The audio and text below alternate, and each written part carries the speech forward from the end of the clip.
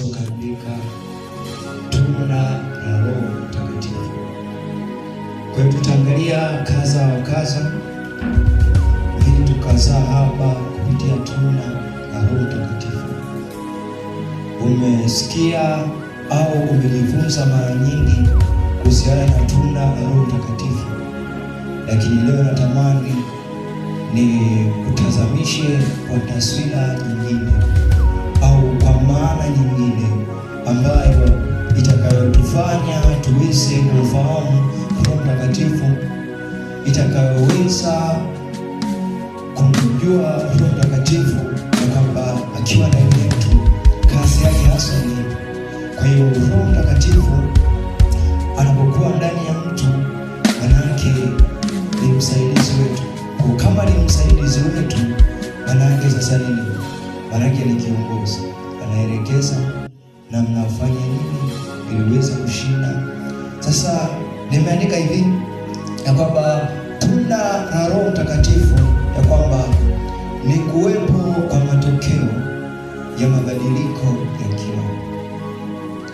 Kwa hiyo tunda la Roho Mtakatifu ni kuwepo kwa matokeo ya mabadiliko ya kiroho. Ni kuwepo kwa matokeo ya mabadiliko ya kiroho yanayotokana na Roho Mtakatifu ndani ya Kristo, yanayotokana na uwepo wa Roho Mtakatifu ndani ya Kristo au mtu aliyeokoka. Narudia, tunda la Roho Mtakatifu ni kuwepo kwa matokeo ya mabadiliko ya kiroho yatokanayo na uwepo wa Roho Mtakatifu ndani ya Kristo au mtu aliyeokoka.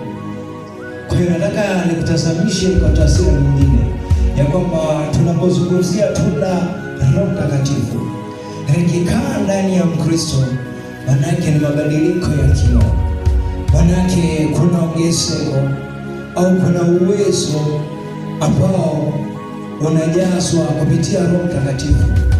Kwa hiyo tukimkosa Roho Mtakatifu, manake mabadiliko hayataweza kutokea. Kwa hiyo mtu yoyote aliyeokoka, mtu yoyote aliyemwamini Yesu, kitu cha kwanza anapaswa kujazwa Roho Mtakatifu. Anapojazwa Roho Mtakatifu, manake mabadiliko yake yanaanza kutokea pindi pale mtu anapoanza kutendea kazi, anapoanza kuomba,